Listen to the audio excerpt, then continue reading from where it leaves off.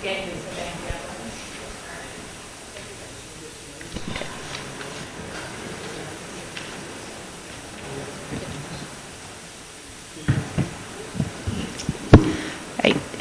evening. I'd like to call this meeting back into open session.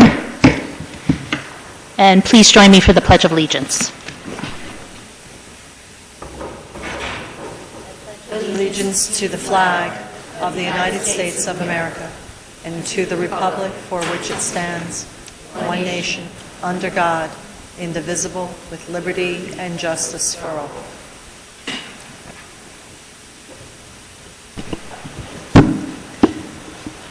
Good evening. We're going to start our meeting tonight with a proclamation for Rider University's 150th anniversary.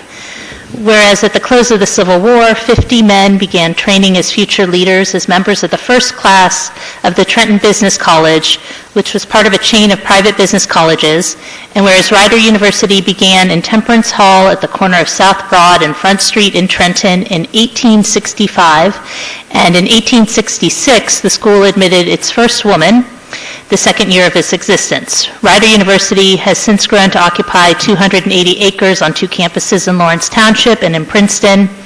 And whereas the school merged with Westminster Choir College of Princeton in 1992 and became Rider University 2 years later, offering 60 undergraduate and 23 graduate majors.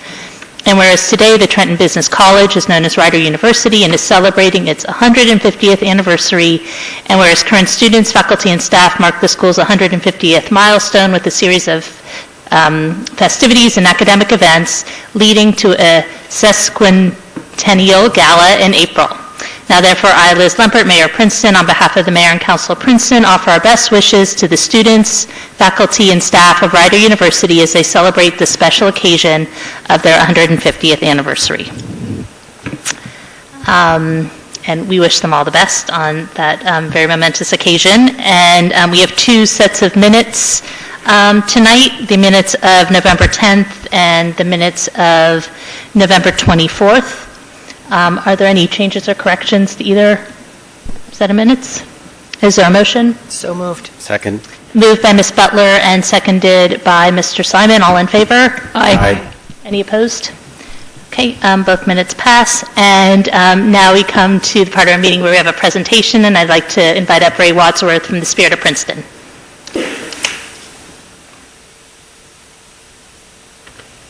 Thank you. There's a few people I'd like to thank for what they've done over the years. I'd like to thank Mayor and Council for really supporting the Spirit of Princeton. They've really done a great job in helping out. I'd like to thank Linda McDermott about every time I come into the administration office. She's right there, and the other ladies in there too. They really come out and really help people. And it's a real good feeling to be able to walk in there and meet and talk. I would like to thank this police department for the work they do, for the parade, fireworks. It's really great to see them out there working and doing a great job. Public Works is another one. It comes out, barricades. There's never a problem out there for the Memorial Day parade, for the fireworks, and for the flag burning ceremony. And Ben over at the Recreation Department, he really does a great job. He comes out, he sends the men down there for the 4th of July to help clean up. I mean, that's one job we have to do is clean up after, and he sends the men down there with Public Works too. The other one I'd like to thank is the university for letting us use their facilities down there, which is really great. I don't know where else we would have these fireworks except for down there. And it's the fire department and first aid all working together. That's what makes this community such a great community, what we have here, is everyone works together to make this happen. And the one thing I would like to say is this doesn't cost the taxpayers any money. This is all money being donated to the Spirit of Princeton, and we have an endowment. So we keep things going, where a lot of towns have dropped them, the fireworks, the parades, but we intend to keep this going on, I hope, forever. But I want to thank everyone for this.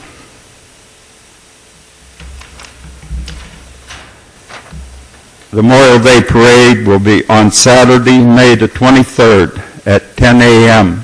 We'll leave Princeton Avenue at 10 a.m. sharp, and we'll go up the One Monument Drive for our ceremony up there. Flag Day is on Monday, June the 15th at 12 noon at Witherspoon Hall. I had to move that to the 15th. Flag Day really falls on the weekend. And I love to have the children come down from Community Park. They really make it enjoyable afternoon. The fireworks is going to be on July the 2nd, and they start at dark time, but people are invited to come down to the field there and bring a little picnic basket, soda. No liquor is allowed, and please, no smoking down there on that field. Veterans Day is on Wednesday, November the 11th at 11 a.m., Nassau Street and Mercer Street. And American flags and the POW flags will be put up on Nassau Street from Memorial Day to Veterans Day. And I would like to have all the permits for the fireworks, for the parade, and for Flag Day waived. And that's it on the Spirit of Princeton. Thank you so much. Do you need a move that we waive the fee? Second. A suggestion to waive the fees, moved by Ms. Carmiller and seconded by Ms. Howard. All in favor? Aye. Any opposed? Okay, your fees are waived. And thank you so much, and thank you to the entire Spirit of Princeton, too. Well, I have St. Paul's, the second part of the agenda. St. Paul's, for the outdoor Stations of the Cross, which we do every year on Good Friday. This year it's on April 3rd. We start at 7 o'clock. We have the streets closed down, but they're not all closed down at the same time. When we come out of the church, like Moran Avenue, we hit Moran. That'll be closed to Spruce Street. And then Spruce Street to the cemetery. And then we go through the cemetery up to Moore Street, back down Moore Street to Spruce. The police have always done a great job out there in the last 18 years for us. And I would like to say that I invite all of you, if you want to come to see the outdoor Stations of the Cross, you don't have to be Catholic. You can be in. Just come out and see it. It's really to put the crucifixion of Jesus on the cross. Thank you. Thank you so much. Could I ask Ray a quick question? Who's been maintaining the monument where you hold the veterans? For Veterans Day? Yes. There's a group of ladies that come in there. I forget their names, what that group is. The Garden Club? Are they doing it? No, it's another. There was another club this year that they called me and asked me if they could do it, and I told them, sure, go ahead and clean it up. They really worked hard in there. They really did work hard. If you could get their names, we should send them a thank you. Yeah, It really looks good this year. I'll get the names. Dr. Jordan's wife was one of them that called me on it, and I said, no, go ahead. Yeah. They did a beautiful job up there. But the Public Works, they do power wash that monument for me. So that's really nice. Keeps that up. I believe it's the Garden Club of Princeton. It is. Is it? It was really nice. They did an exceptional They did a great job. It's Barbara Morrison and Deborah Jordan were a couple of the people who helped. So Great. Do Yeah. we thank them? We yes, should do. we can write even a group council letter too, thanking them. Thanks. So, thanks. Okay? Thank you. And now we move on to comments from the public, and we're going to start with the folks who've signed up to speak ahead of time, and then we'll open it up to anybody else who'd like to speak, and these are for items not already on the agenda. And we will start with Paul Driscoll, Harris Road. Can you pass this down to Linda? I guess it's sort of a long walk. I'll do it later.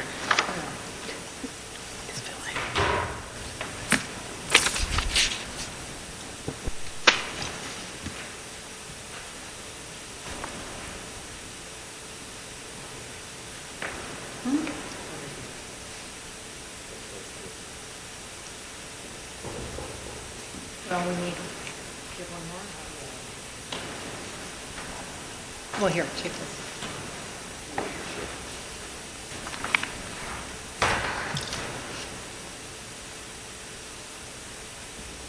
Thanks, Paul.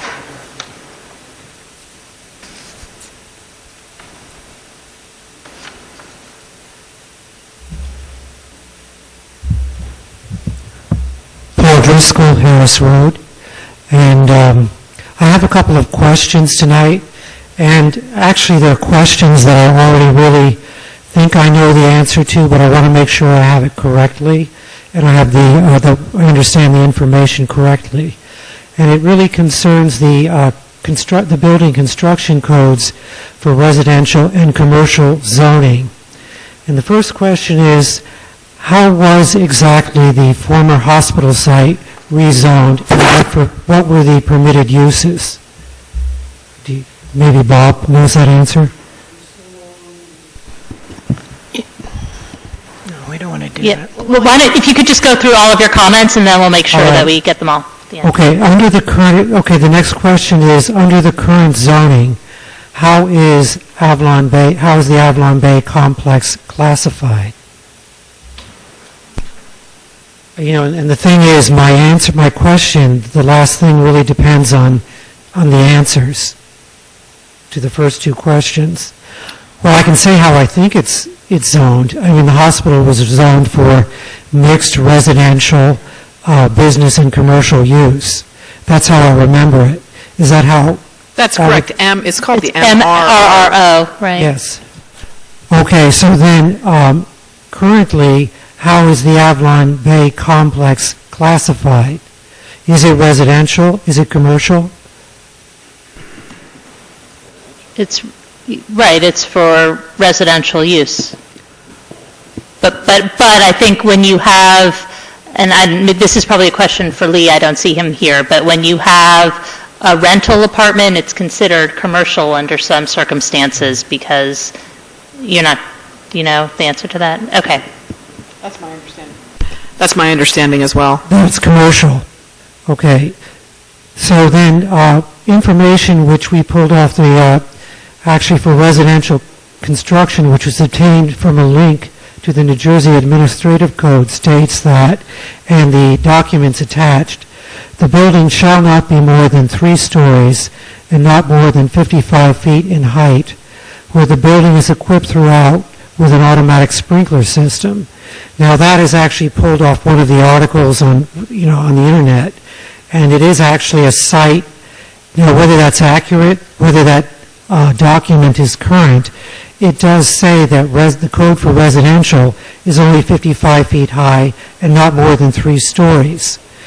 So obviously Avalon Bay is more than that. It's with the loft, it's 5 stories. So I guess the question is, assuming that it's residential, how does it get that classification? Is it classified as commercial? So that's an important question. So assuming that the question would be, why does it have 5 stories? And the answer might be it's commercial. If it is commercial, is there a different code for commercial use than there is for residential use? And is it true that the codes for commercial use are more relaxed than the codes for residential use? Because, in fact, it's residents that are living there. I mean, they're just like anybody else living in any other apartment building in Princeton. So I think the bottom line is, and I'm sorry I can't, I'd like to have the answers to the questions somehow, because it's kind of confusing.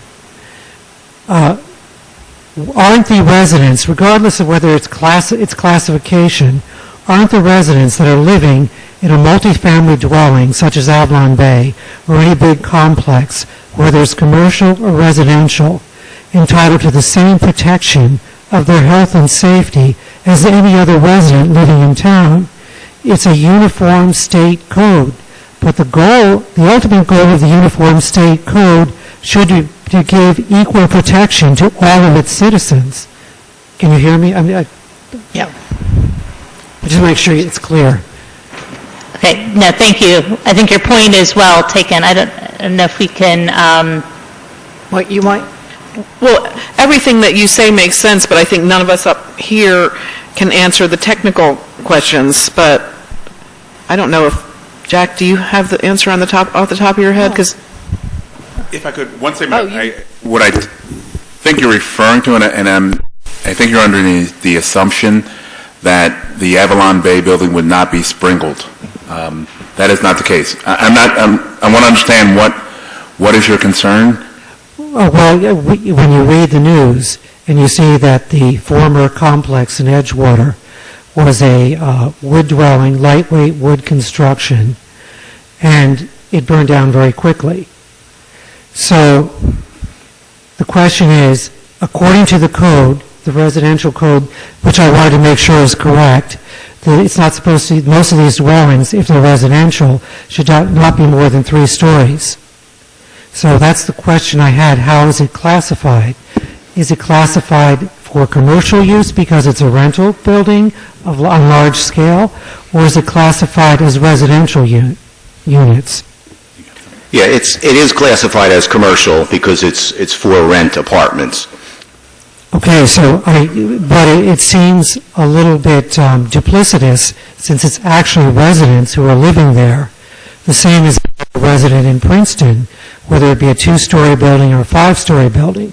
So if it were classified as residential, it couldn't go above 3 stories according to the document, which is attached. Well, as I said, it is classified as commercial, and I'm not sure what document you're referring to. The building does have to be built per the Uniform Construction Code, and it's being reviewed by DCA. Right here. Mayor, perhaps you could talk, I know you've been... No, I've seen this statement, but I'm not sure where it comes from and if it's a current code or not. Right, we can't. So, When you say that. as I said, it is being reviewed by the state. I think we're going to, we're going to have a report on what the status is with Avalon Bay in a minute, but I think that the answer to, I think the gist of your questions here is it's listed under under commercial because the law allows it to be listed under commercial, and I think that's state regulations. But we can get into some of the specifics about, we want to have an update about what's going on with the site and some of the information we found out in the aftermath of the Edgewater fire as well. I just want to get through all the public comment first, and then we'll be covering that in reports. Okay, but it does raise an issue of a difference in standards of safety. I'd just like to make that point. Yeah, no, that's a point well taken. Thank you. And then we have a new feature where you can actually sign up online on the agenda to make public comments. And so we had a couple people sign up, but I don't see them here, I don't think. Is Phil Abram here? No? Okay. In that case, I'd like to open it up to anybody else who didn't previously sign up. If you'd like to come to the mic, and if you could please state your name and address, and come on up to the mic.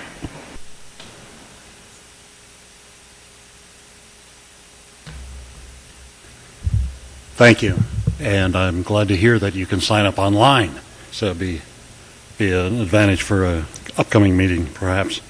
My name is Dale Mead. I live at 48 Oakland Street for the past 40-plus years. I am concerned about traffic safety in Princeton, mainly pedestrian safety. I'll admit this is a self-interest. After I was nearly hit in the crosswalk going from Valley Road across Harrison into the shopping center last September. It got me thinking and very concerned about this particular process. One of the issues, of course, is that you see this all over town. It's not just crosswalks. It's people gliding through stop signs without even hesitating as they turn the corner, not looking when they're turning the corner, just going. I would urge you to give top priority to the enforcement of existing traffic ordinances. It's always sometimes easier to create a new ordinance, but I think in this case, really more rigorous enforcement of existing traffic ordinances would go a long way towards reducing some of the accidents and difficulties we're experiencing in the town.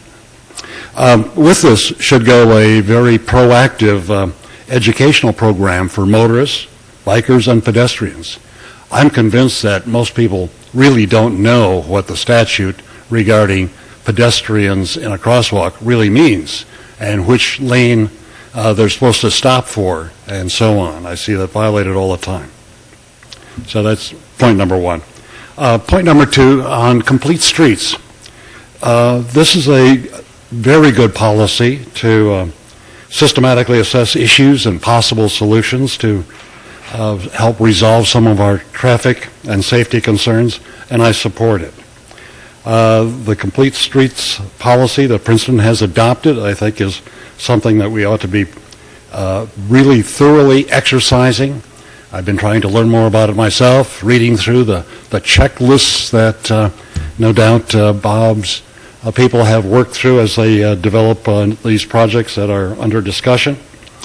There are several constituencies that are involved in Complete Streets. There are pedestrians, there are elderly, there are disabled, bicyclists, public safety, public transit, motorized vehicles and their passengers. Each of these constituencies needs to be involved in the application of the Complete Streets policy. When I read the Princeton, there was a resolution passed, I think in late 2013. I don't know if this particular phrase got into the final version, but the Princeton resolution, at least as of 2013, had special priority given to pedestrian safety. And to me that's understandable, because if you look at the accident reports that come in and are reported monthly at the PBAC meetings and at the TTC meetings, you see more pedestrian car accidents than you see, say, bicycle car accidents. And so this, I think, highlights the need to really be focusing on pedestrian safety. And as I said, all the constituencies mentioned above need to be involved in these Complete Streets discussions. I believe that in this discussions that have been leading up to the town meeting that's going to be scheduled for next week on the Hamilton Avenue project, I don't believe the residents of Hamilton Avenue were properly noticed regarding the proposed changes. If you read the notice, the 3-page notice that went out on this June 24th meeting, there were 2.5 pages on sump pumps. There was a discussion of reconstruction and building the sidewalks. Not a single mention of the possibility of eliminating street parking and installing bike lanes. The residents, and I probably would have if I'd gotten this, didn't attend the meetings. Only 4 of the residents attended the meetings. Those that did attend were blindsided when they saw this presentation and heard about it. And as a result of their kind of discussions and dissatisfaction that they expressed, a follow-up meeting was planned for August, but it was never held. There was a very important September 8th Traffic and Transport Committee meeting in which final kind of recommendations were assembled. There wasn't any input at that meeting from the residents of Hamilton.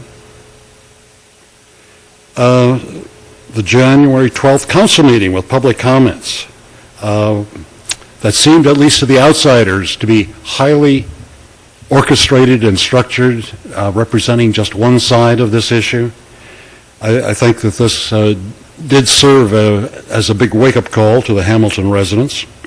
And now we have, I think it is next week, February 18th, a meeting announced as a neighborhood meeting, but it's really a town meeting. It's not a neighborhood meeting. And so as of next week, the Hamilton residents never will have had a neighborhood meeting on this issue. I would strongly urge you that at next week's meeting regarding the Hamilton project, that Hamilton residents be given the first priority to ask questions and express concerns, and then when they're finished expressing their concerns and views, then move on to the rest of the individuals who have already had more than one bite out of the apple. I'm sorry, I forgot to say before we started that we asked people to keep their comments to 3 minutes, so... I noticed you enforced that on the previous speaker. Right, but it's... Right, you didn't enforce it on the previous speaker. It's been about double digits now, so I just ask you to... I started at 7:28. Anyway, I will move on as opposed to debating the time. I'm concerned about the way Complete Streets has been applied to the Hamilton Avenue project, and I think as a result, pedestrian safety will be compromised. The no parking plan will create additional pedestrians. These pedestrians will be forced to cross a major connector mid-block between controlled intersections, and with the new pavement in, the speed limit is speed is sure to go up, and it's going to be a greater hazard for people crossing that street. In addition, the people who are walking across the street seeking a place to park their car, they will have to then walk on a sidewalk with no streets on 2 of the 3 cases, or 3 of the 4 possibilities. These things, I think, need more detailed discussion. I've been looking at the distance that a person will have to walk in addition to where they would have normally walked, and in several of these cases, it's more than 400 feet. And, 460 feet around here is the red light number, and so we're getting close to that. And I think more discussion is needed between all the constituencies. And with that, let me point out that there's no rush to pass this ordinance. The construction project is underway. The construction project was signed off in, I think, June, July, in that time frame, and it can go either way. It can go with bike lanes, or it can go with some other options. And so I urge you to have a thorough discussion involving all the constituencies for Complete Streets, and that way let us find a way to work together and make Princeton more walkable, more bikeable, but most of all, more livable for longtime residents in the area. Thank you. Thank you very much. And I apologize for overstaying my welcome. No problem. Thank you. Anytime. Thank you. Could I respond to one thing? Yes, please. 2 things, actually, that he said initially. The intersection at Valley and Road and Harrison at the shopping center is a intersection that is monitored quite frequently and is a topic of discussion in traffic and transportation meetings. And if there are additional issues, Sergeant Murray of the traffic control has been extremely responsive when residents complain about specific issues, and so we can certainly relay that to him. Jenny's the new liaison to the committee. I'm sure you've heard them talk about that intersection. There are frequent accidents there. And in terms of education, Ralph Widener several years ago created a brochure that dealt with pedestrian and bicycle safety, and he worked very hard on that. It got very little traction. I appreciate the sentiment, and I know the university works hard on it. We have 500 new students every year who are, and I know they're concerned about pedestrian safety, so they do their part, but it's an ongoing effort, and it's not as if it hasn't been addressed. It's worked on I think it's every day. ongoing, and there are a number of things that could be done, and I'd be glad to, happy to talk to Sergeant Murray about my thoughts and experiences. Thank you. Yeah, I was going to add that I will take your comments to the Traffic and Transportation Committee. Thank you. And your points are well taken. You don't have to respond to this, but your points are well taken about the neighborhood meeting, and what happens because of our Open Public Meetings Act law is that if we have an interest from more than 3 council people to attend a meeting, then it has to be an open public meeting. So that's why it's an open public meeting. It's certainly intended to be for the neighbors, and they will be given first priority, of course, for the discussion. I mean, they're greatly concerned that this is going to be difficult for them. Okay, thank you very much. Is there anybody else who'd like to speak on an item that's not already on the agenda? Okay, so now we'll move on to reports, and before I turn it, we're going to start with staff reports tonight, but just before I turn it over to Mr. DeShield, I wanted to give a brief update on my end on our efforts with Avalon Bay site, especially in light of the Edgewater fire. It's been pretty widely reported in the news, but I've been working together with County Executive Brian Hughes. We had officials from Bergen County come down to Princeton. The mayor of Edgewater, Mayor McPartland came, and County Executive Tedesco came, and we held a press conference to draw attention to the need to reform the state's building codes in order to make our buildings safer.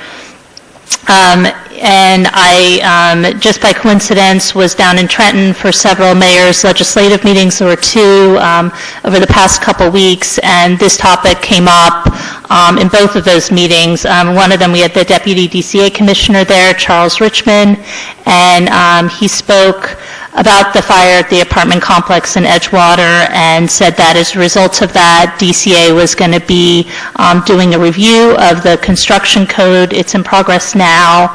And he put out a call to municipalities to get comments in.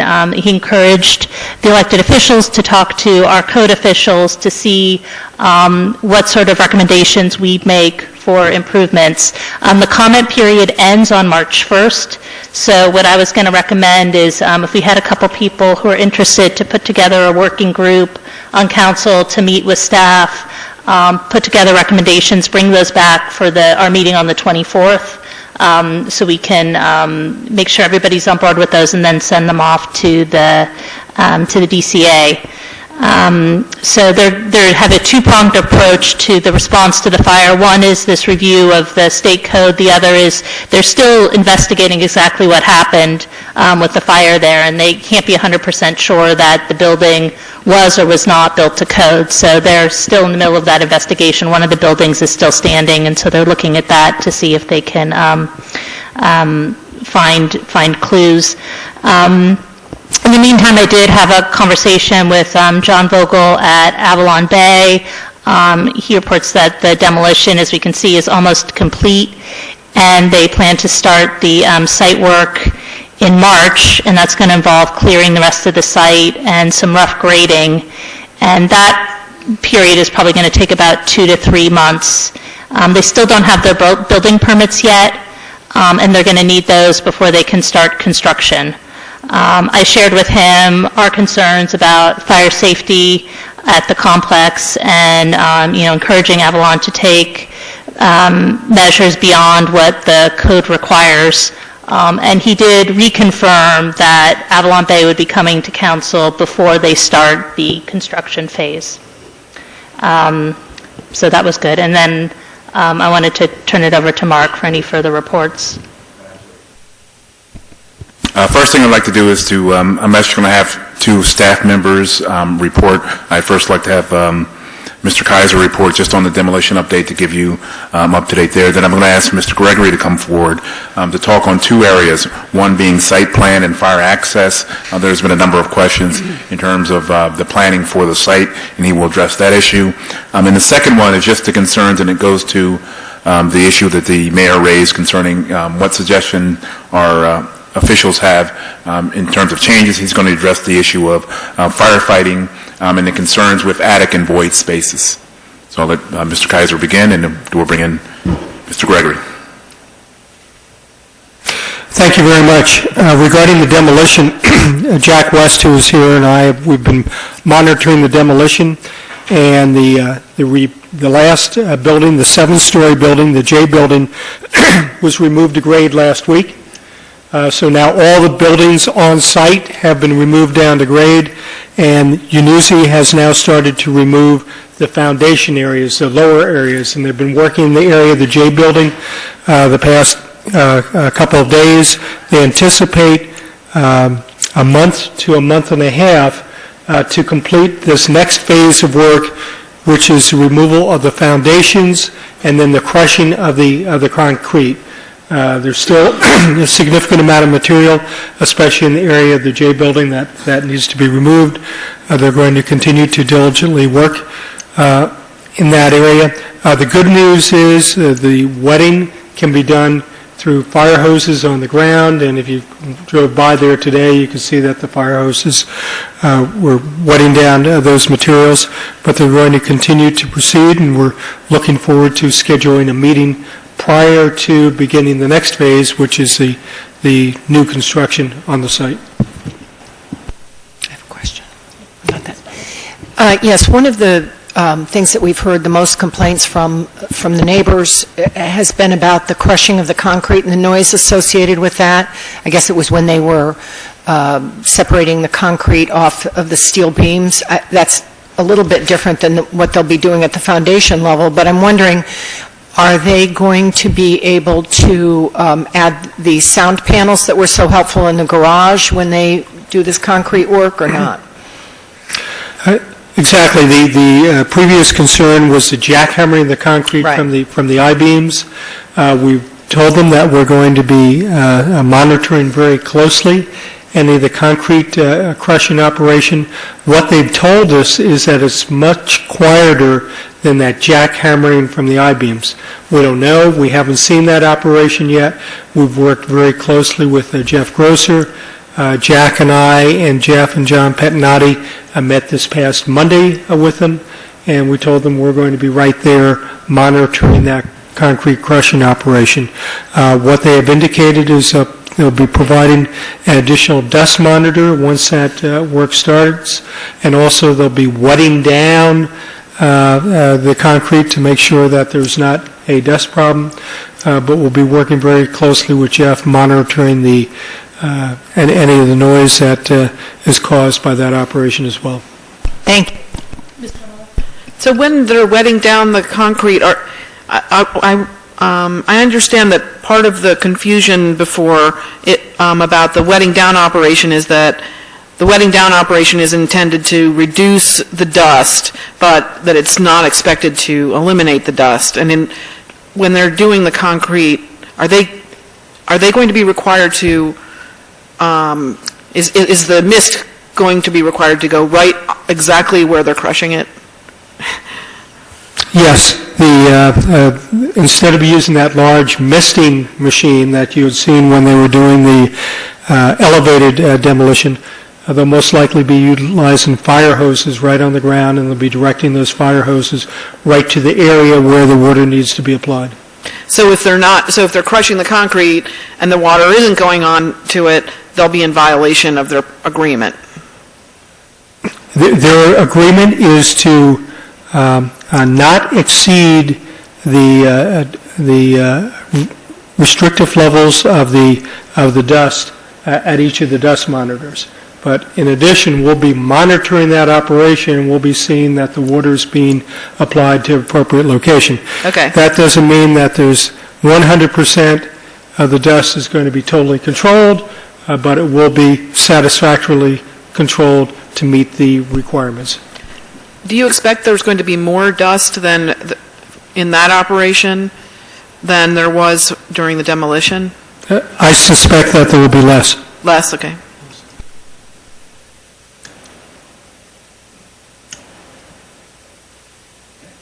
I'll ask Mr. Gregory to give us information, both site planning and firefighting. Okay, so site plan. So just to clarify, there is no approved building plan.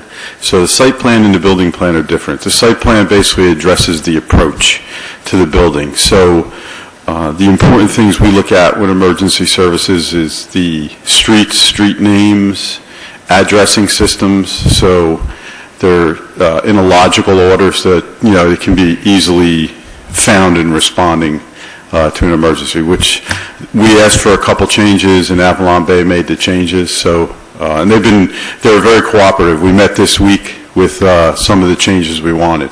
The other things we look at are fire department connections. So with the building, it will have some form of sprinkler system and standpipe system.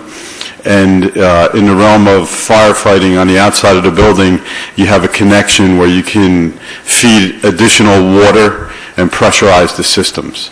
So if a fire pump fails, you can actually use the fire truck as a fire pump into the sprinkler system, as well as standpipes. Standpipes are just a piping system in the building where you connect a hose to it to fight a fire on the interior of the building. So we reviewed all that, and we asked for some changes, and they agreed to the changes so that these are kind of out in the front of the building, right on the Witherspoon Street side, so they're easily accessible.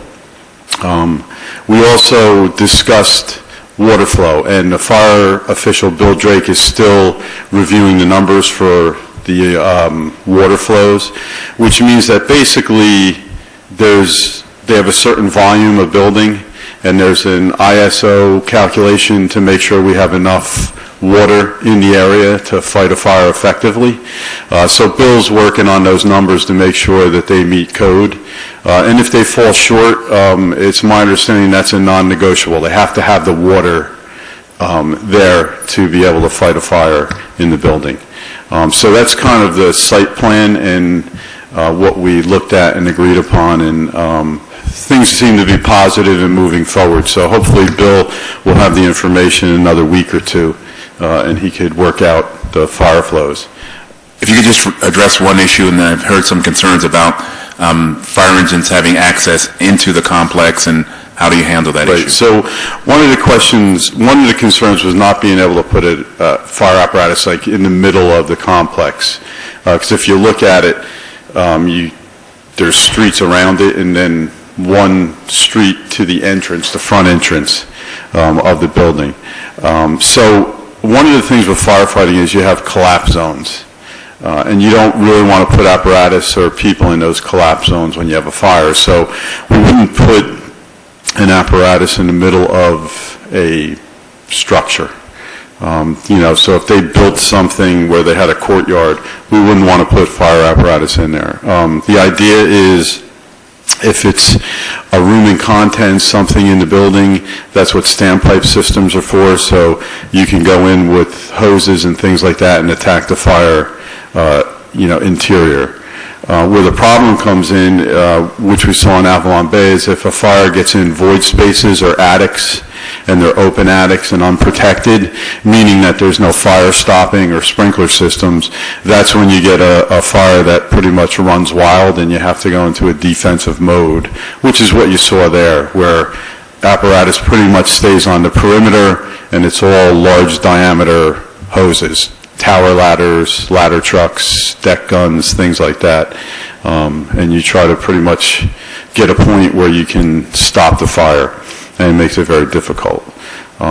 So going to the last point is, my concern, like yours, is when we see the plan and get to review it, are there going to be sprinklers in those void spaces, in the attics? Is there going to be fire stopping? From a firefighting standpoint, fire prevention and fire safety, that's my concern. Because if you have those things in place, if you get a fire that starts in those areas, you have a better chance of stopping it, holding it, and not having dramatic effects that happen in Edgewater. Ms. Carmela? You know, I was really interested to hear about the voids and there's no sprinklers in the roofs. Is that that must be how it is everywhere? Right. Most construction like that, lightweight construction, they sprinkler the egress ways, the apartments, and really what the sprinklers are for in that situation is life safety. So if you're cooking and, you get a grease fire and a sprinkler goes off, it keeps the fire down, the smoke down, allows the people to evacuate until the fire department can get there. Yeah, I read that in Avalon Bay's statement.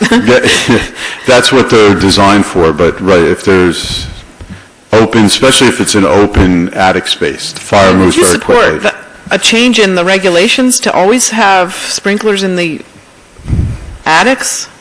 Oh, absolutely. I mean, the fire service has fought lightweight truss construction for years. Really? Yes. So I'm all for changing the codes. Did you have a question, Mr. I was going to ask a question. Your conversations with Avalon Bay, did they start after the fire, or are these things you would have done as a matter of course? No, these are things we would have, for site plan, that we would have done a matter of course. They're required. Yep.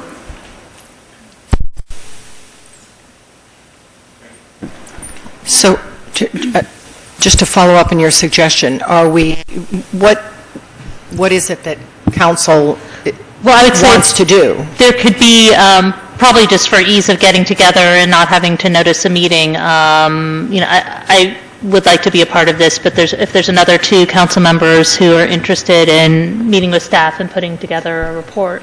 I'd be happy to do it. I would too.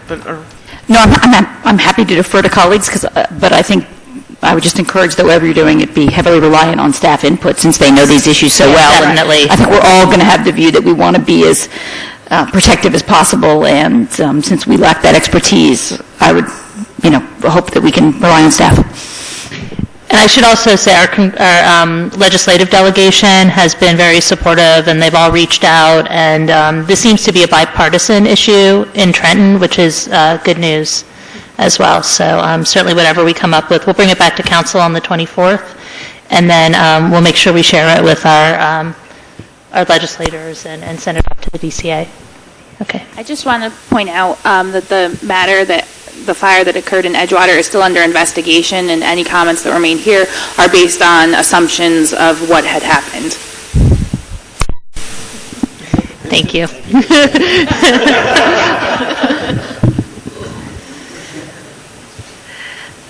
Okay. Do you have any other staff reports? Yes, Mayor. I'm very happy to announce we have hired a new arborist. Her name is Lorraine Kanopka. And she will begin work on the 17th of this month. So we're very excited. She comes from Hanover, where she was the forester there. So we're very excited about that.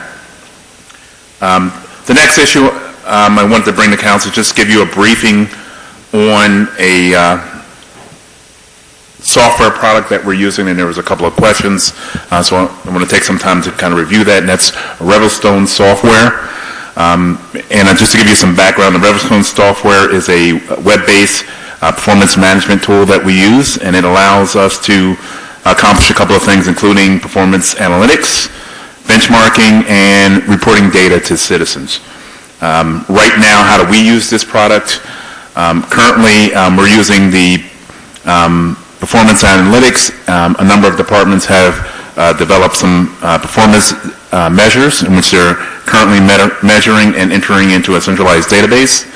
I'm relatively new to this process. I use this tool in Montclair, and I'd like to, one of my goals this year is to fully utilize the tool more with my department heads as a management tool that will allow us to review our performance data and to make better decisions based on that performance data. Just to give you an idea of what we're actually doing now, right now, departments that are fully engaged in using this product include the police department. They're actually using the data not only for the analytics. The monthly report that they provide is produced almost entirely through that system. They're also used as part of the dashboard, which is on the website. We have the health department. They're using the data, including part of it on the dashboard system that we have on the website. My vision in terms of using the data is one, is to allow us to look at a number of issues in departments, and I'll give you an example. One of the things that I like to do with the reorganization of the Emergency Services Department, we've created the new division for rental housing. And one of the issues that we need to address there is to ensure that we're doing the inspections, how we're doing in terms of the inspections of rental housing. Using this database, we'll be able to monitor performance and see how well making that change to creating its individual rental housing unit and how effective is that. And we can do that by using this data management tool. In addition to that, in terms of the reporting, I'm asking my department heads developing monthly reports they'll be providing me using the Revelstone software to help us at our staff meetings just looking at data. And where I see this as a valuable tool in terms of a manager, it forces people to look at the data and ask the question why. And then I think that's very helpful. A lot of times we react versus looking forward. This tool allows us to kind of look at things and ask why and make changes to programs and better kind of manage the programs that we have. So that's one of the tools I have. I understand initially the program was used. One of the big things, there was a part of the priorities for last year was the dashboard. And we currently use the dashboard. We could use it, quite frankly, if there's additional things that we want to put on the dashboard. That's something that we could also look to do. And I'll look for council's input in terms of what they would like to see in terms of measurements on the dashboard. This year, in the first quarter, what I'm expecting to have in terms of new users on the system, I spoke about one is rental housing, affordable housing, and infrastructure and operations and access Princeton. I'm really working to get those on board for the first quarter of this year to begin having them use the system and using it as analytics. I don't know if there's any questions from council in terms of the product itself or concerns or any ideas for the dashboard.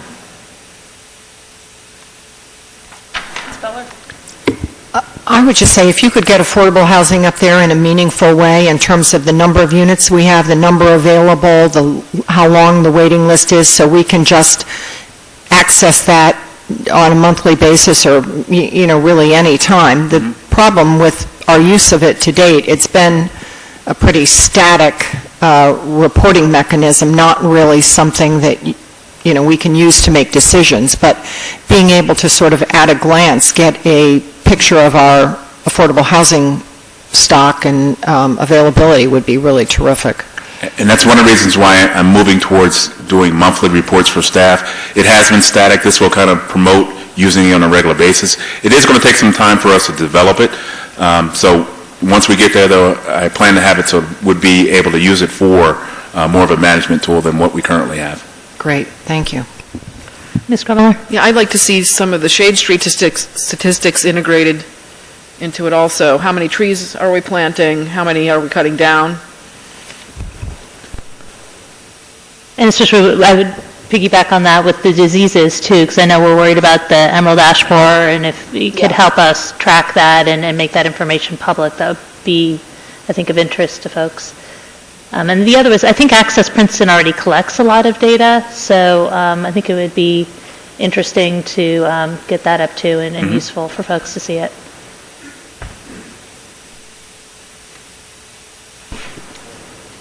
Mr. Simon, did you have a comment? Though the one comment I had, Mr. DeShiel already addressed, which was Access Princeton. So, great, terrific. That's my report. Okay, great. Since we're doing staff reports first, I was going to turn it over to Mr. Kaiser. Did you have any reports? Nothing else to report, thank you. Ms. Monzo, did you have any reports this evening? No? Okay. All right, I'll go turn over to Ms. Howard then. Hi, thanks, Mayor. As we've discussed at past meetings, the police department is undergoing a strategic plan, and the last time we talked about this, we noted that the the consultant had met with stakeholders and met with us, but that we wanted to encourage public comment. So wanted to remind folks, a press release went out, but that people can submit comments online. And this Friday, for 3 hours, there's going to be sort of an open line where people can call in and the public can comment, and all of those comments will be kept anonymous.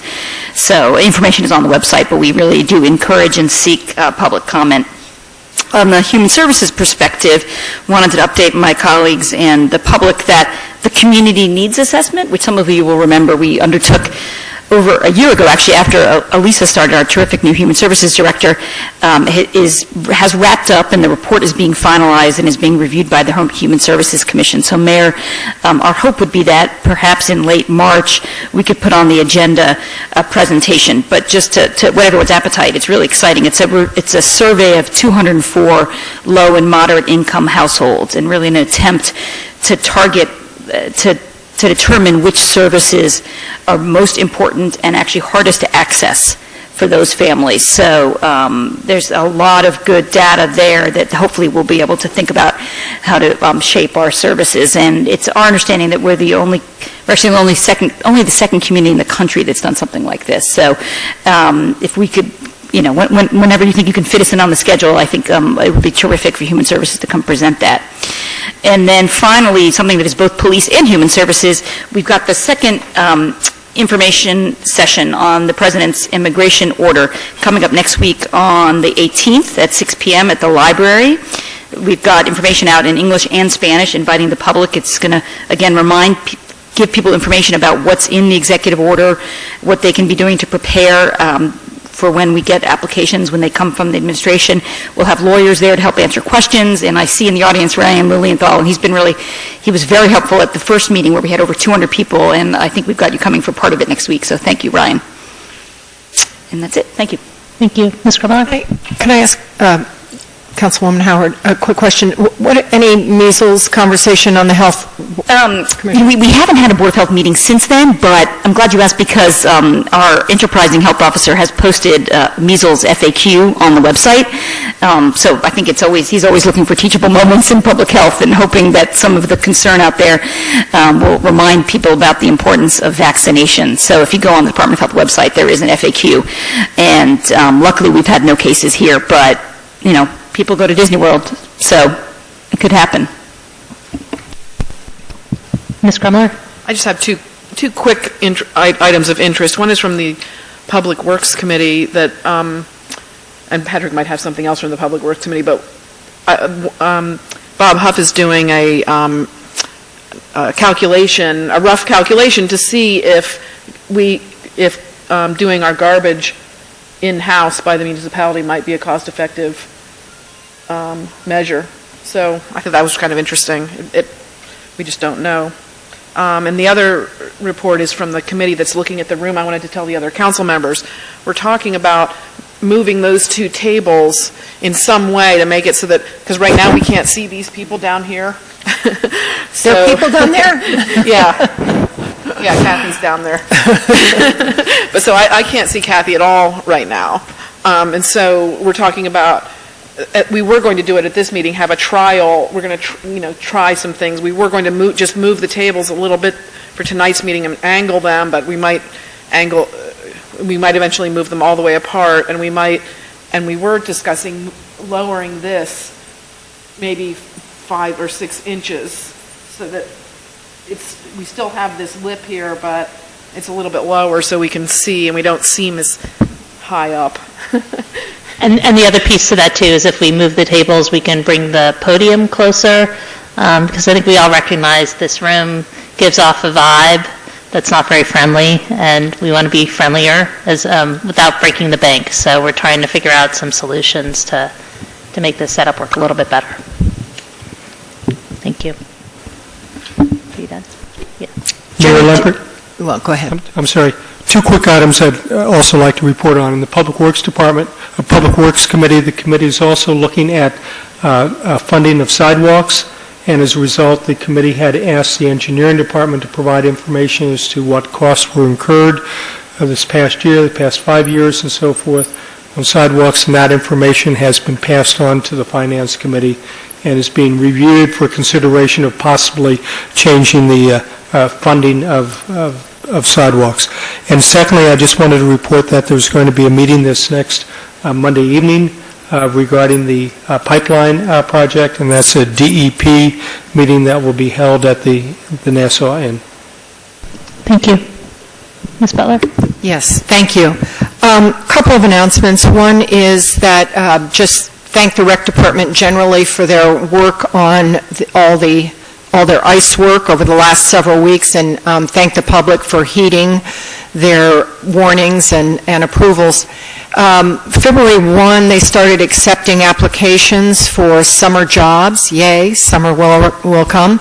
There are about 150 to 200 summer jobs to fill, so the application can be found on the Rec website. March 1 will be the date for the spring and summer programs, including registering for the pool. We are meeting next week with Ben Hanbicki. You remember that he helped us with our big pool. We're going to talk to Ben about, start a discussion about the spray park for Mary Moss Park. In HPC, we are starting to work on a possible historic district in the Witherspoon-Jackson neighborhood. And since I'm sitting in Lance's seat tonight, I'll mention that Corner House, we received a save the date for April 17th for their annual fundraiser. And we also have an announcement that on Saturday, March 7th, from 8:30 to 12:30 in this room, there will be an affordable housing, a meeting put on between Princeton Affordable Housing and the Central Jersey Housing Resource Center on financial literacy and education workshop for tenants and applicants for the affordable housing. So it would be really beneficial for people who might be interested in the Avalon Bay units when they open. There'll be 57 more affordable units, and I know that there's a concern that people in the past who've had credit problems and have not been able to get the affordable housing, we have a runway here of time for them to improve credit ratings before the applications process begins.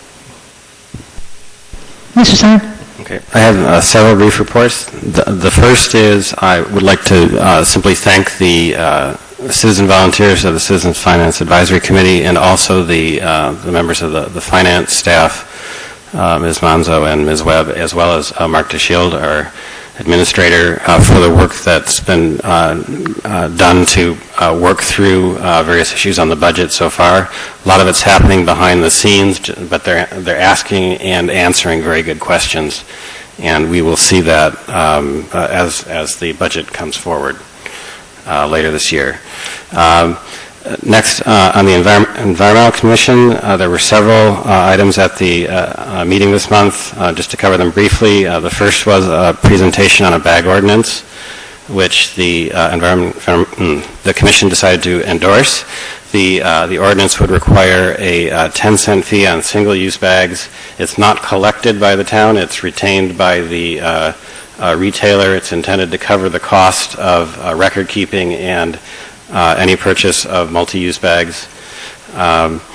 The Environmental Commission had a long and I think very good discussion on the topic. It included reaching out to business community regarding any concerns they may have.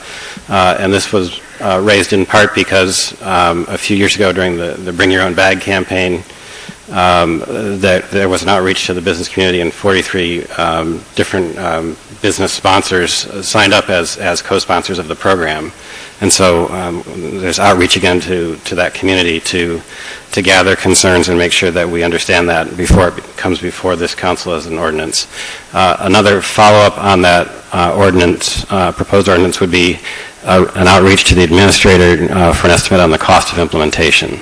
So you should expect that to come from either the commission or from the people who have been pushing forward on this, Bainey Surrey, Daniel Harris, and I think I'm forgetting one other person. But wait, by cost of, what do you mean by the cost of? There's wording in the current draft of the ordinance for the town to enforce the ordinance and also to provide public education. So there's a question of, what's the cost involved with that? What's the staff commitment that would be likely? Does it need to involve potentially private partnership in order to realize it? That kind of thing. Also at the Environmental Commission meeting, there was a discussion on the proposed development at the 7-Eleven at the West Coast Video site. There was a 14-point memo prepared and endorsed by the Environmental Commission. I can't do it justice in a brief report, but just to mention a few of the topics that were mentioned: a vegetative swale for drainage, some suggestions on the roofing to make it more compatible for potential solar energy downstream, some suggestions on lighting in terms of the timing to mitigate light pollution in the evening, some suggestions on making the driveway and parking lot and the approach to the street pedestrian and bike friendly and safe, and specific recommendations on toxic materials to avoid in the use during construction. And that's 5 of the 14 points. So there's much more detail there. It's very well thought out, and it's going out to, I think, SPRAB as part of that review process. And then the last topic I just wanted to cover from the Environmental Commission was a discussion on the waste memo and also the Leave the Leaves program, and Steve Hiltner's proposal that he brought to us on the leaf and brush. They're working through that. Matt Wasserman, the chair of the Environmental Commission, has reached out to the mayor to ask that they present, I think, at our next meeting on the 24th on the waste memo. So we'll see that coming.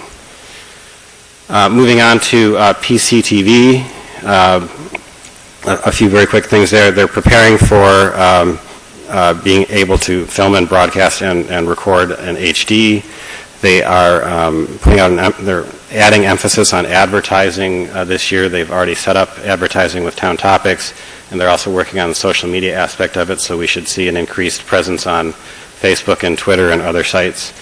And I'd also like to mention the Community Partners Program, which basically whereby PCTV provides resources for nonprofits and other community groups to be able to help provide knowledge transfer on how to create short films, so that groups that want to put something on their website or something on YouTube, that they get some professional help in learning how to do that and sort of helping them work through that on the first project.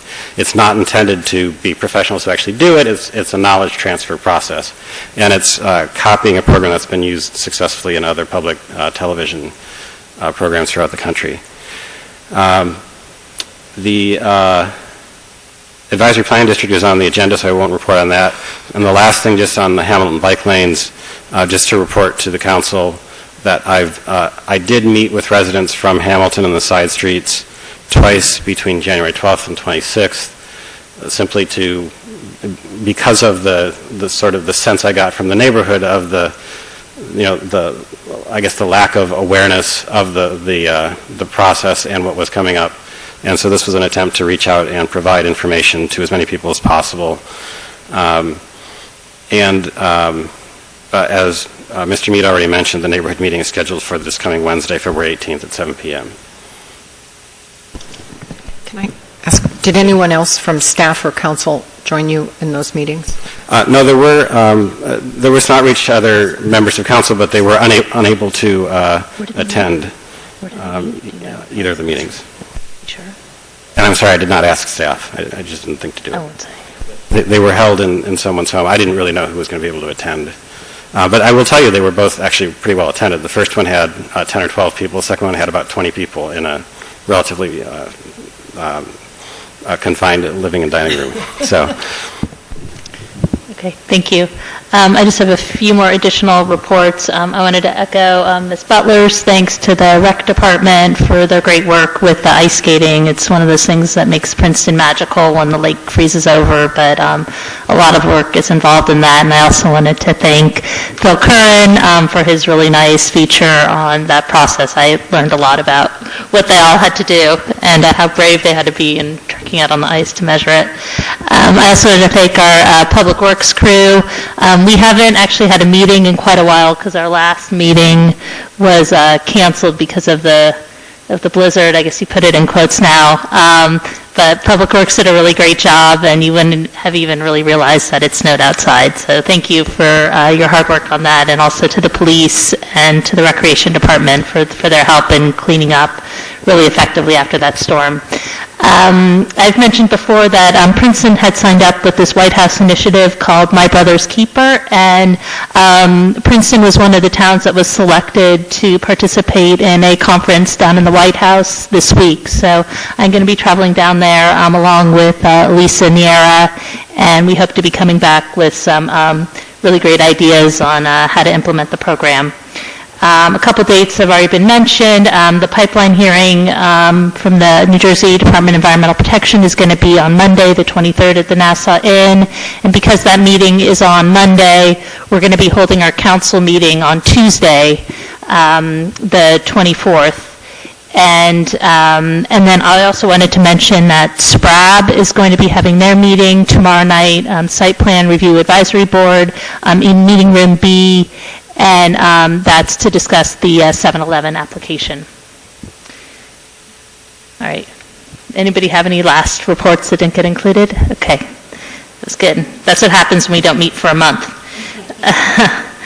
Okay. And now we come to work sessions. We have several work sessions tonight, and I'd like to start with Ms. Crommeller and Mr. Simon with their report from the Advisory Planning District Task Force. And I also wanted to recognize at least two members of the task force who are here.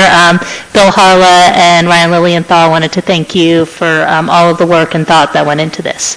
Well, I wondered if you wouldn't mind coming up, and do you want to sit down in case there are questions at the table here? They're probably, you don't have to. You don't want to? If you get unhappy with our answers, you can come up. Okay, well, I think our interim, this report hasn't changed much from our interim report. That, as you know, we looked at advisory and planning districts at the behest of the Consolidation Commission. In response to concerns from some residents when we were consolidating that the neighborhood voice would be lost in a larger community. So the commission explored various options for advisory planning districts, but basically we couldn't come up with any proposal or plan that didn't have major stumbling blocks. Basically, the stumbling blocks are the boundaries, how we would define neighborhoods, the leadership structure, how leaders would be chosen. Would we have to impose a whole new election system to ensure that the leaders were properly elected? And those were the two. Do you? Well, and in addition to that, individuals already have the right to speak before the planning board and the zoning board, and we didn't want advisory planning districts to in any way potentially reduce that, to have a perception that you lose your individual right to a sort of a group. That's right. One of the problems is if there's a majority in a neighborhood that has one view and a minority, does the minority vote get completely drowned out? Whereas, well, and right, we actually spent several meetings going through the issues that we've seen in town, and we had. In terms of our volunteers, Wanda Gunning's a long-serving member of the planning board. Ryan Lilienthal is a former council person and member of the commission.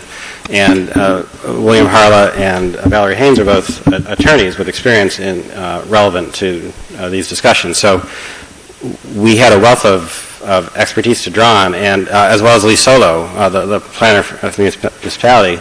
And essentially, if there's near unanimity within a district, it would make sense. But if there's a split, as we've certainly seen on many issues locally, it actually could exacerbate problems to try to make a task force work. So what we proposed instead was a neighborhood planning program, and I think, Jen, you were going to start with the objectives. So I thought, if everybody is looking at the document, and we put some documents out there, that we would see if there's consensus from the council on the objectives that we came up with that we believe address the problems. So the objective number 1 is ensure that Princeton residents have a voice in the planning, zoning, development, and preservation process impacting their neighborhoods now that Princeton is a larger community. No problem with that. Objective 2, improve communication and education in Princeton neighborhoods regarding the planning, zoning, development, and preservation processes. The procedures for consolidating the former borough and township zoning codes provide an opportunity for communicating by the planning board and governing body to involve residents and explain how the planning and zoning process works and how the merger of the zoning codes might affect individual neighborhoods. Objective number 3, facilitate and encourage communication between neighborhoods and institutions and developers prior to and during the planning, zoning, development, and preservation processes. Objective number 4, encourage more proactive planning, zoning, development, and preservation processes that improve communication with the public and engage the community earlier in the process.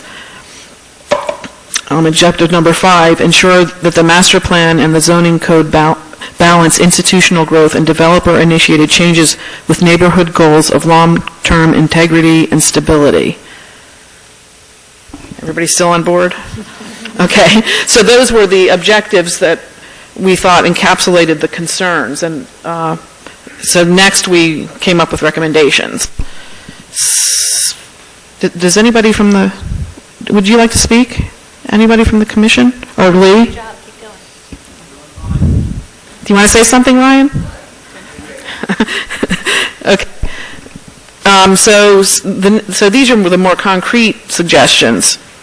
Require land use application materials to be submitted in electronic format as well as the hard copies now provided.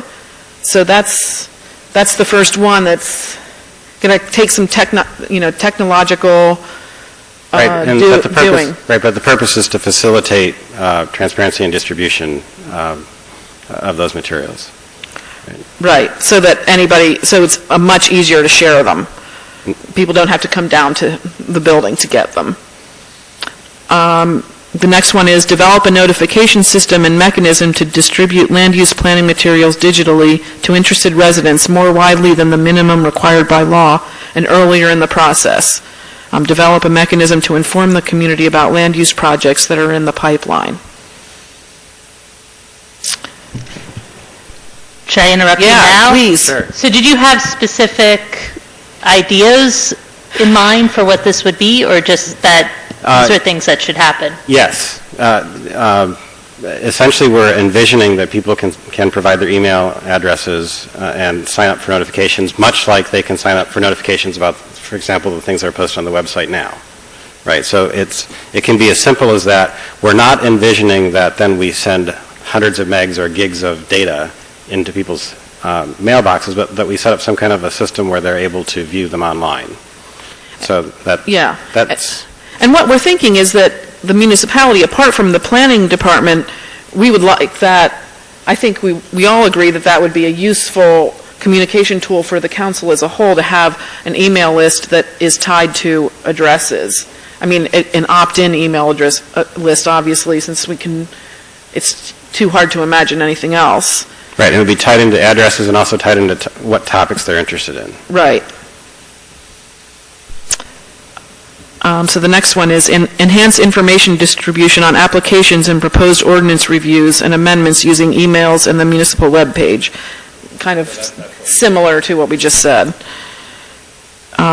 Develop and maintain a directory of neighborhood groups and contact information to be posted on the municipal website for the purposes of sharing information and helping neighborhoods organize themselves.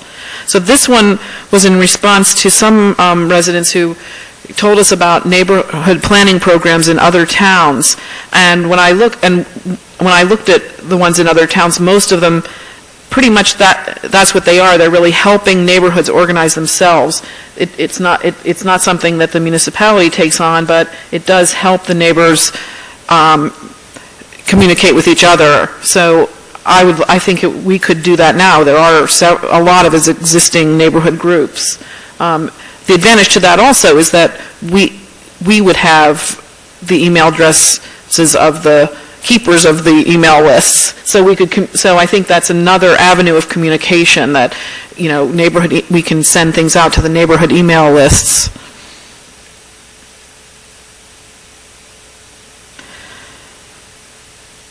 Okay, the next one is outline the processes for land use applications, zoning ordinances and amendments, and master plan amendments, and municipal capital improvements, as well as other information about the land use process, such as what constitutes a major and minor site plan, and the roles of the council, planning board staff, and others in a document to be posted on the municipal website and possibly included in a newsletter.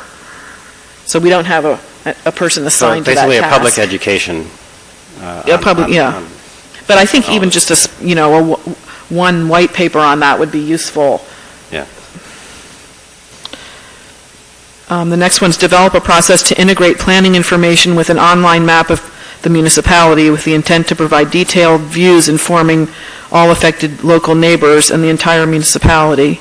And this kind of ties into to the GIS system that we were talking about. But that's probably a challenge. It's going to be a challenge. Well, it's something we'll have to work on. Does everybody understand that? I see what I think is a furrowed brow. Okay. All right. It's just time for more Botox. What is the challenge? I think we have to develop that capability in-house. I don't think we have it at present, if I'm not mistaken. Yes, it's a technological challenge right now. We don't have... This is really... So has the software... I'm sorry, the IT steering committee discussed this as a topic yet? No. Okay. And to that question, a lot of this relates to the planning board, and so... Yes. Which is not us, right? I mean, and so were they... you said you had a former member of the planning board on. No, current. Oh, you have a current member. So do you think they're embracing of all of these as well, these proposals? Well, certainly the members who were there. Well, Jenny and I are members of the planning board, and maybe this is worth putting on an agenda for the planning board that is not... Yeah, it's a good thought. And the chair, Wanda Gunning, was on this commission, or a task force, I mean. The next one is to use the Planning Board Zoning Amendment Review Committee meetings concerning new land use ordinances that we are going to be going through in the next year or two as a framework for inviting neighborhood participation, reaching out to the neighborhood groups and holding meetings during the evening hours and perhaps on weekends. And we've already, the Zoning Amendment Review Committee has already gotten that message. Or, well, actually, the Master Plan Committee has not. So the Master Plan Committee has already decided to hold some meetings at night. So we'll make sure and let the Zoning Amendment Review Committee, we'll ask them as well. The next one is periodically hold neighborhood meetings to impart information and solicit input regarding municipal activities related to individual neighborhoods. The core content of the meeting should include discussing how the master plan zoning and municipal capital projects impact each neighborhood. Meetings may also deal with other issues, including traffic, sidewalks, and bike paths, parks, stormwater drainage, public safety, and solid waste collection. And who would hold those meetings? Well, that we don't. We actually have a recommendation at the end that basically ties into the goal of the council to have a sort of a communication outreach program. Right. But this was one of the ones that we didn't hone in on. I mean, we already have what I think are really useful meetings for road projects that involve a lot of the staff members on this list. So that's one positive factor. All municipal appointed boards, task forces, commissions, and committees that make planning decisions should keep summary minutes of each meeting that include the name of those present, topics discussed, actions taken, and the votes on those actions. The minutes should be posted on the municipal webpage. So we were just discussing this about. Are there any where that doesn't happen now? I'm not sure. Do the Zoning Amendment Review Committee and Master Plan Meeting Committee notes, I don't think they're published. Are they, Lee?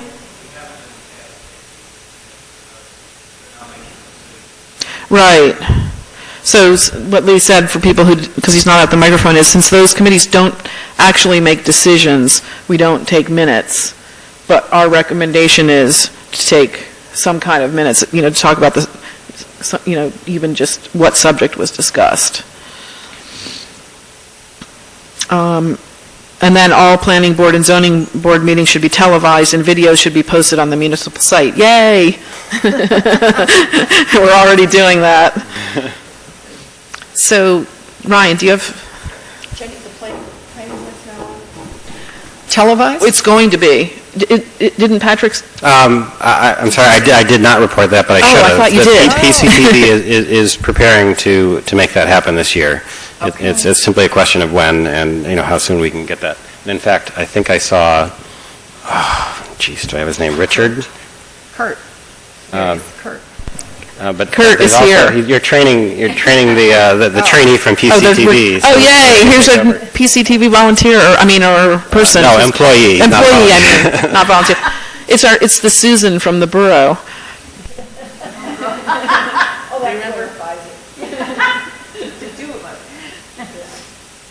Yeah, Ryan Lilienthal, 34 Maple Street. So, thank you for inviting me to participate on the task force. I think it's just worth noting that the inspiration for examining this was based on an abstract concern, pre-consolidation and the consolidation debate about neighborhood worries that consolidation would have specific impacts on neighborhoods and would residents lose their voice in the process. And now here we are, quite a ways into a consolidated community, and you have the best sense of all of whether you're seeing those concerns arise, and maybe in that sense, as kind of witnesses to the process, you can help inform, what things make sense to address those concerns now that you can see them in a concrete way. But having said that, thematically, what we were looking to do with this task force was to turn the planning experience around, to flip it on its head from going from a reactive process to something that would be proactive. Instead of waiting for development concepts to come out and only have opportunities for objection, to reach out to the community and to neighborhoods to solicit input in the master plan to define, what should be the parameters for each of the neighborhoods and how do those get framed within the zoning ordinance so that neighborhoods can be preserved the way the way residents expect them to be when they move there, so they know that this is the neighborhood I'm moving into and this is the neighborhood that I can expect to live in. And so that explains why we're making the recommendations that we're making.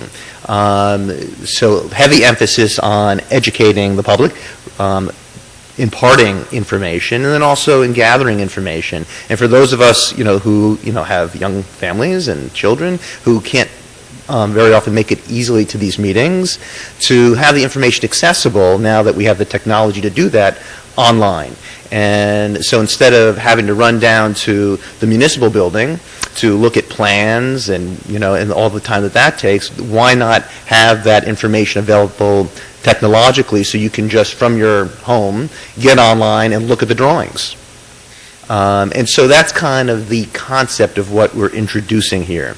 And to the extent that we can use technology to make it as accessible as possible and to notify individuals, the plans are here, that would be a helpful tool in allowing the municipality to be proactive in this entire process. And so that, anyway, that's what I wanted to flag so that we understand all the objectives and the suggestions in context.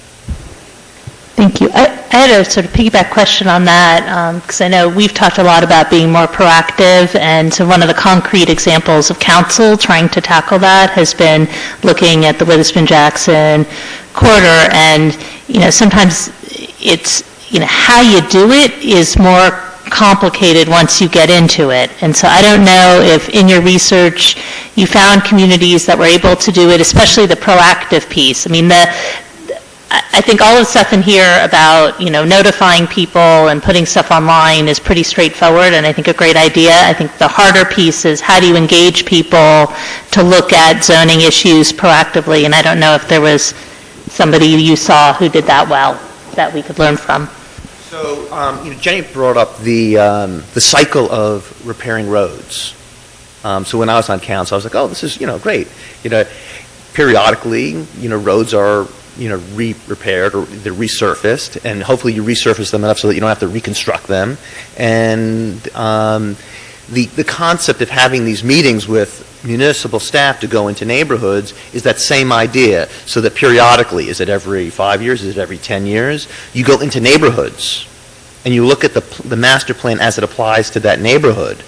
And so you can rethink, given whatever new things are happening, so that the master plan can be updated in an appropriate way for that neighborhood, and at the same time educate residents as to what is the master plan, what does it actually say about your neighborhood, what is the planning process, what's the zoning process, and so that we have a more educated community, and that way people can themselves more proactively participate in the types of development that they might be seeing in and around the streets that they live on.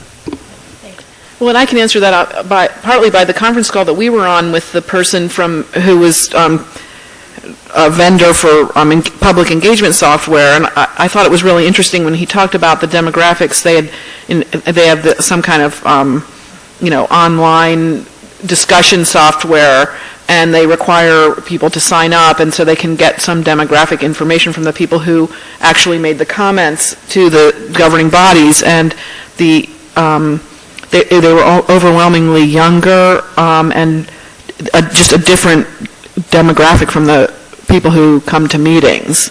I'm sure they were members with families, and so it's one reason I think, we've been talking about increasing communication, two-way communication as a council, and it really meshes with this planning program. So that's kind of a very broad way, but we didn't discuss any particular project, or we didn't, at least I didn't come across an example of a particular project like that.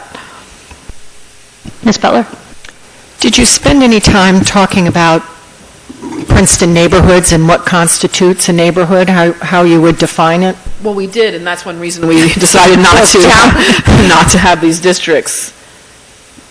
Because it was just too hard to decide what a neighborhood was, what constituted neighborhoods? Well, we didn't actually look at them and say, which one is this one, but because there are, general neighborhoods, but it's the borders that, the borders are the problem. And this is, we were also building on past work. This work along the same lines had been done by a subcommittee of the Commission and then a subcommittee of the Transition Task Force, and both put quite a few hours into tackling the problem of defining the neighborhoods and defining how a planning district representation, how that would actually work. And we spent more time on that as well and came to pretty much the same conclusion that they had, which is that it would be very difficult, and in fact with New Jersey state law with respect to municipal land use, it would be extremely difficult to implement. So, but in terms of addressing the goals, the objectives, which we think we captured well in this report, these are the recommendations that we thought would actually push us forward.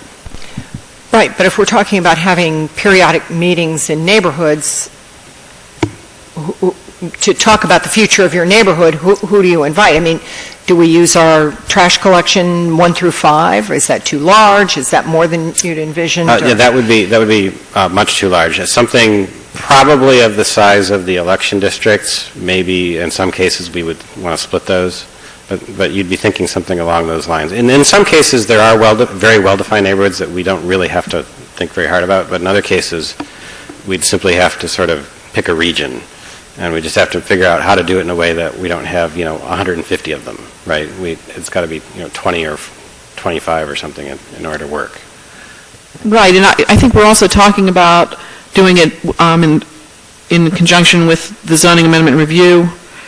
I mean, one process, and so when we're looking at zones, that will define, the zones are clearly delineated. Right. And we don't have to answer this tonight, but I just think philosophically, sometimes it's hard to balance the needs of what a particular neighborhood wants to happen in their neighborhood and what is for the greater good of the entire community. Yes. Because we've seen, people want to have their street one way, and they want to have speed bumps, and they want, all sorts of things for their immediate neighborhood, but it may not fit with the overall goals of the entire community. So. Right, and we're not proposing that we turn this into a process where neighborhoods get the total say on the discussion. What we are proposing, it was a commitment that, frankly, we thought we made as part of the consolidation process, that neighborhoods, that we work to give them an increased voice in the process and to be more proactive in seeking out their input. So I just wanted to, sorry, Ms. Howard. No, I was just going to say, I think Patrick just said it well. This is something that's been on a lot of people's mind that we've been talking about for several years. So I just want to applaud. Obviously, a lot of work has gone into this, and it's pretty thorny, as you said, to take from concept to application. And so thank you and clearly we have more details to work out, but I really appreciate all the work you put into it and the citizen input as well. Well, yeah, I should take this opportunity to name the members. William Harla is here, and Ryan Lilienthal. Wanda Gunning, Valerie Hayes were also key on this. And then, last but not least, Lee Solo came to all of our meetings and was very helpful. Do you have anything you want to add, Lee?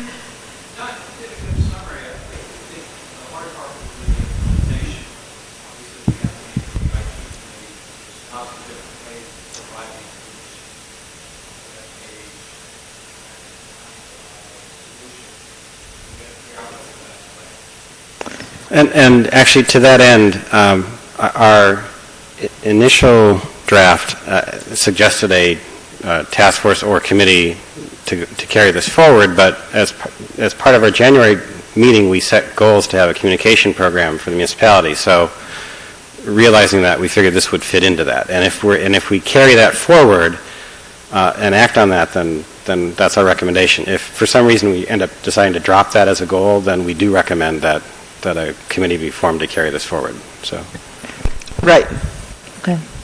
So the next steps, I just want to wrap up with the next steps. So the next steps will maybe bring us to one of our next work session items, which is the goals and priorities, and fitting some of these into either a communications group or the IT group.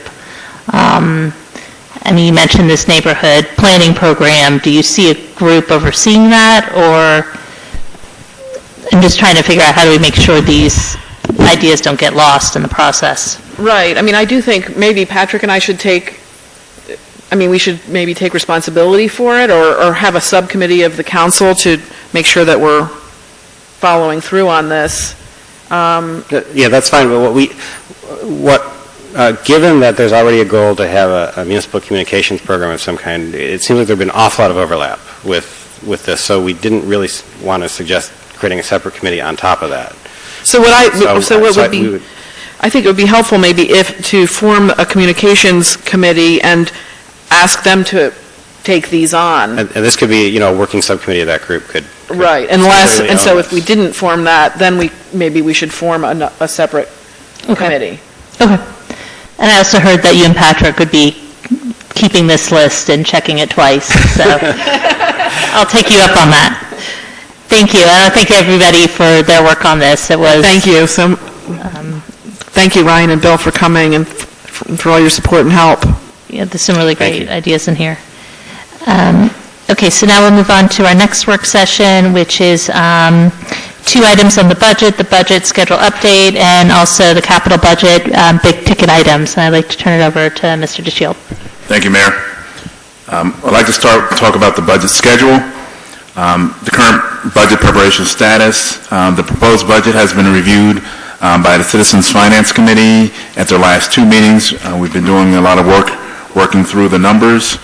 The proposed budget is a baseline budget, and does not have any new service items in the baseline budget. We'll talk about those at another point. The Council Finance Committee is scheduled to meet. We're trying to set up a meeting for early next week to review the proposed budget.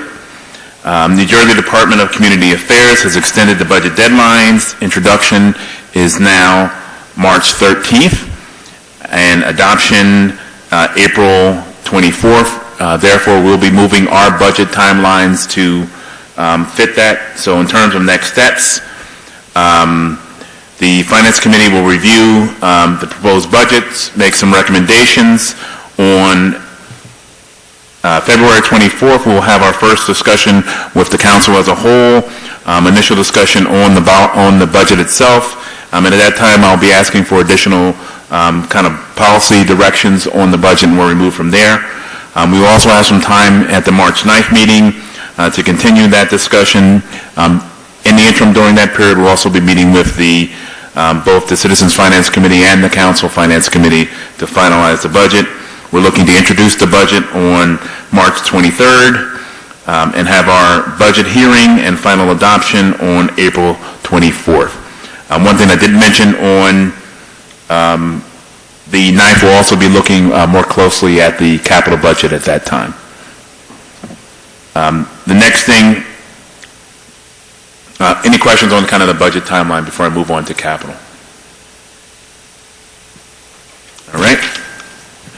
Next thing we're going to look at is big ticket capital items. As council knows, in November we reviewed the capital budget, the 6-year capital budget, and part of that discussion, council wanted to see all of the big ticket items in the budget in the 6-year time frame. We have revised the budget, and if council recalls, at the time prior to including, it's really 2 items, one being the construction of the PFARS building and future development of a public works facilities was not included in the former review of the 6-year capital plan. Council wanted us to add those to the capital plan. With adding those projects to the capital plans, as you recall, there was a 6-year variance to the Citizens Finance Committee's recommendation in terms of spending of about $900,000. We're looking at, with $900,000 over 6 years, we could look to move that to cash capital and pay for that through the budget.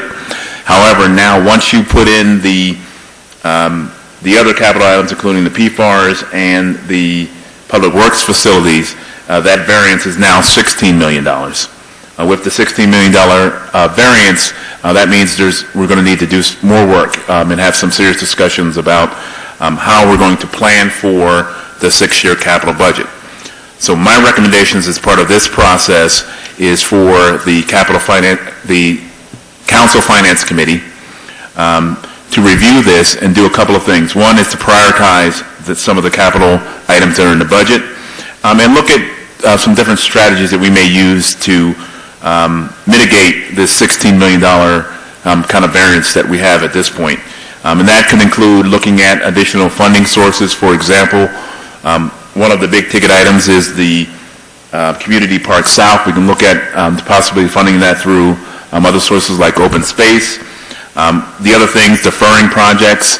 One thing that we can look at, and we talked about this at the Citizen Finance Committee, is expanding our 6-year horizon out a little further so that we can defer some projects along but still keep them within our planning horizon. The other recommendation that we can look at is eliminating projects or modifying projects.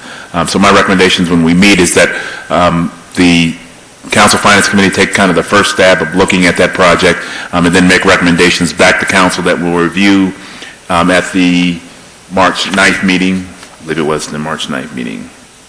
Yes, that we would review at the March 9th meeting to move forward with big ticket capital items. Have any comments from council?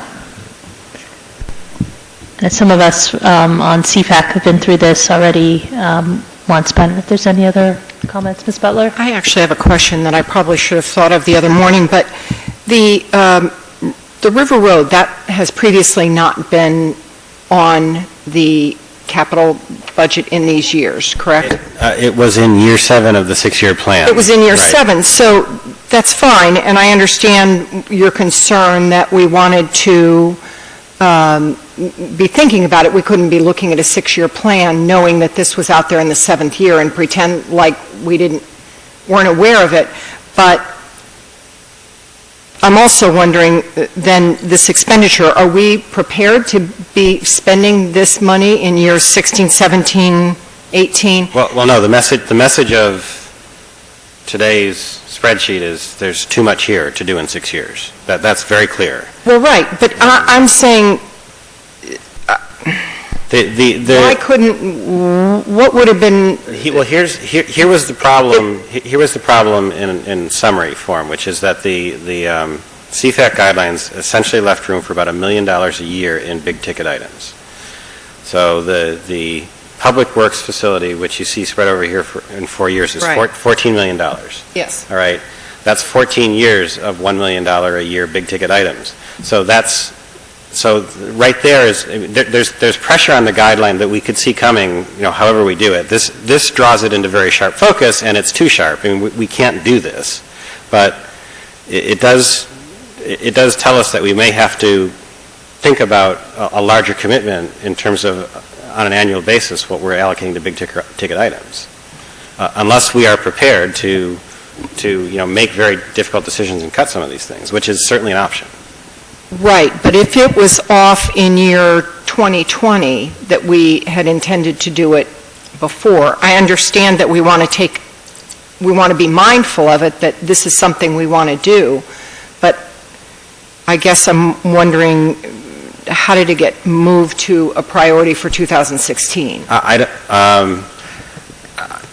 That's actually more of a question in terms of, did staff feel like the work on the cold storage would lead into this, and that's why it's currently sort of sequenced that way? That is correct. What we were looking at is, once we do the cold storage there, that we would phase it in each year. And that's something that was just a thought that staff had. That's something that we can look at in how we phase it in. But what the concept was, we would do cold storage, you can then do the maintenance operations, and then move on from there. And you'll see later on in the agenda, there is a professional service contract who's going to be looking at not only the cold storage, but giving us a better idea of what those costs would be moving out into the future for a phase-in of putting those facilities there. Ms. Carmel? For the PFARS building, have you talked about if we sold the 2 buildings that we were given, how that would affect the budget? I mean, as part of this, the way this is, the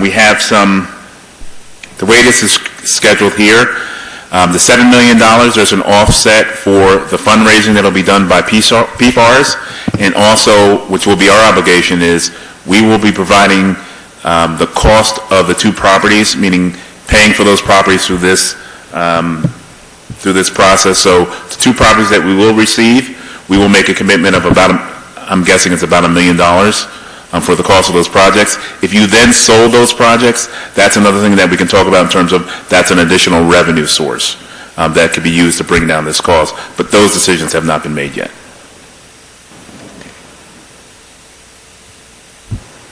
Are there any other questions? I had a question. So originally, I believe that the Public Works site was, everything was moved out in part because that's when our debt service is going to get to a more manageable level, and so it won't hit us when it'll be so painful. And that was in 2020. Is that correct? Okay, so that's something that the Finance Committee might want to take a look at, just in terms of where we are. And I guess it's a balancing of where we are financially and where we are with our facilities needs. Right. Well, I also want to say that, I guess back in November, the Community Park South Rehab was moved from 2016, where it has been for a long, long, long time, out to 2018. And I guess it was done administratively, but I guess the question for council on all of these things is, do we want to hear from the departments to come in and plead their case on these things? well, I would. For instance, the Suzanne Patterson building renovation, I'd like to hear more about that. So I know. I thought maybe that's why you were here. But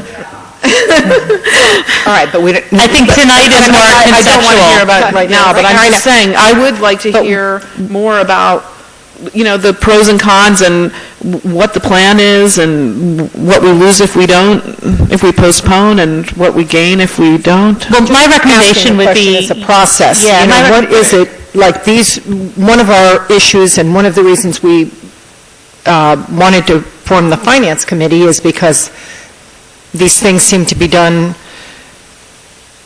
I don't want to say mysteriously, but administratively without our input, but maybe they were done for very good reasons, and we just don't know what the very good reasons are. Ms. Howard? I think that's a good point. I wanted to follow up on that this is the result of us saying we didn't love the past process when we just got the list. The fait accompli list, we wanted to see the bigger list, and then that begs the question, and now we get the bigger list, how do we do due diligence on it? And I think we have to hear more about it, right? I mean, this is what we've opened the Pandora's box, and maybe one suggestion is to go back to having smaller group meetings to hear about these. I mean, I don't know that that's what we need to be fully vetting them in council meetings, but... Maybe we can, so the Finance Committee is scheduled to meet next Tuesday, right? We're trying to set it up for next Tuesday. Decided. Maybe when we have that meeting, we'll also be able to come up with an effective way to communicate with everyone on council without violating the Open Public Meetings Act, but maybe we can... Well, and it could be, too, if there's, if the Finance Committee feels like they'd like to hear from certain department heads because there's questions about these, and maybe survey the rest of council to see if there's other people who want to be in for those presentations, and we can always notice the meeting, even if it's during the day. It's really more of a working meeting, but we can certainly make it open to the public, too, if we have to. Okay. Are there any other questions before we move on? No. All right. Thank you for this. I think that even though it's, the sticker shock is alarming, that this is a useful process, and I think it's a better one than before. And I think that's part of what we're trying to do is each year make improvements to the budget process, and hopefully we'll end up at a better place at the end of this. So thank you for putting this together. And thank you, Kathy, too. Okay. All right. All right, and now we'll move on to the next work session, which is goals and priorities. And I just wanted to clarify for council, given that there's only 5 of us here tonight, I hope we could wait on actually adopting these until our next meeting when we have a full contingent of folks, but that, given that it's February, be good to have some sort of at least draft blueprint in place. So with that, I'll turn it over to Mr. DeShield. Thank you.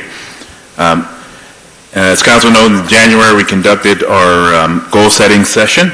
During that session, we identified 3 what we call strategic priorities, which are kind of mini vision statements, and those were to provide a financially sustainable community, providing safe and inclusive community, and providing a well-run community. And that's some of the overarching goals that we set. And then as part of that process, we identified a number of different goals, and you have before you listed all of the goals and priorities that were set.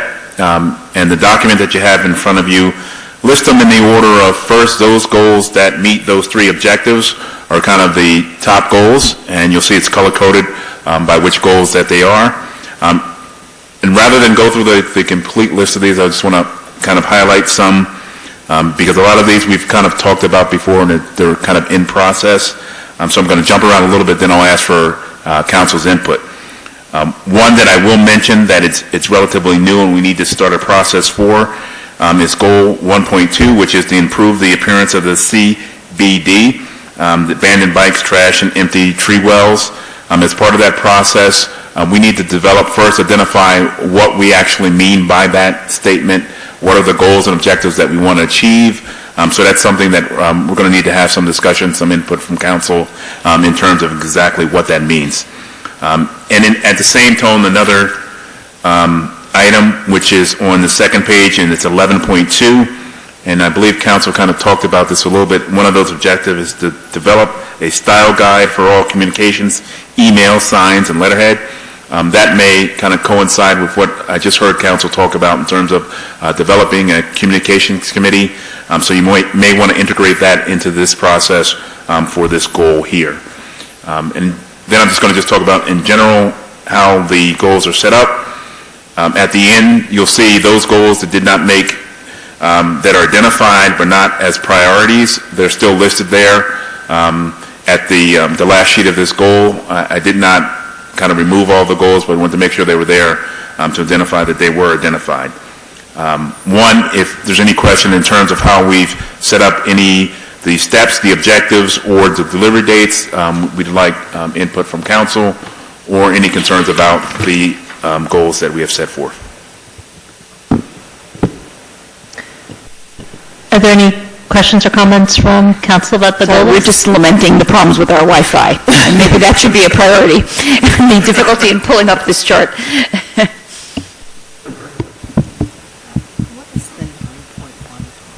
I'll just say, Mark, that this is impressive work. You and I don't know who helped you do this, but this is impressive to see together. Yeah, I think it reflects what we discussed before, so it looks good to me. Are there any concerns about the delivery dates on these? Because that's an aspect of this that we didn't discuss when we had our meeting. Right. So these are just your informed estimates. Correct. And I talked to staff on some of these in terms of whether they fit. I just need council to see if they agree with those steps.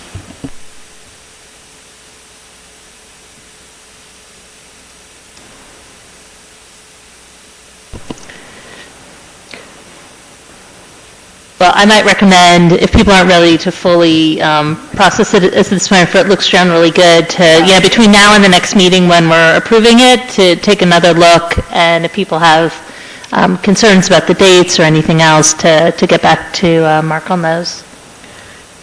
Well, maybe it might help to figure out are there any, say when it says council, we probably just mean one or two people, right, on council, so It's probably already in the works. Okay. I mean, Okay. like, And when it says governing body, for some of these, it's things that need to come before the governing body in order to discuss and vote on. Okay. But yeah, I think I encourage everybody to take another look at that before we vote. But thank you for putting this together. Just one question I have. In terms of the communication committee, do you want to make that part of that goal? Yes, definitely. Which? That would be 11.2. Yeah, the communications goal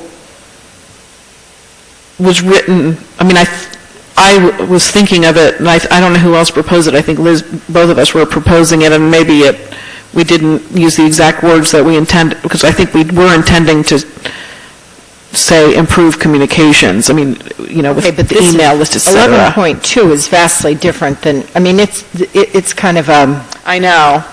It's just the it's a fonts or design, something. which I know. we need. I know. But we were Happy to have. I would. We'll sort of maybe change it around a little bit. Should we just add? I think add captures more what we're trying to do. Just add one that captures what we just talked about. But I think the fonts and stuff would be part of that committee. One final question I have is, this is a living document, and I guess you'll be just maintaining it, and you'll add a column with checks, I guess, and come back to us? Or what's the way of maintaining that, like a Gantt chart, or, yeah? I'm sorry. One thing that we'll do is, part of this process, I'll also be working with staff in terms of developing work plans for them, and we will bring that back to council in terms of where we are with those. Maybe you could make it into a Google Doc. Well, and what we did last year was every quarter or so, we did a report on it and just to check in on where we were. And of course, the living document is a good comment, and we know that there's going to be things that we spend a lot of our time on that we have no idea what they are. But there's always something, so we want to leave a little bit of time in here for the unexpected. Okay, thank you. And I see our friend from Gable Associates are here, so with council's permission, I'd like to skip down to, we have 3 resolutions related to the solar array, the proposed solar array at the former landfill site, resolutions 2, 3, and 4 on the agenda, 15-31, 15-32, and 15-33. And wanted to see if there were any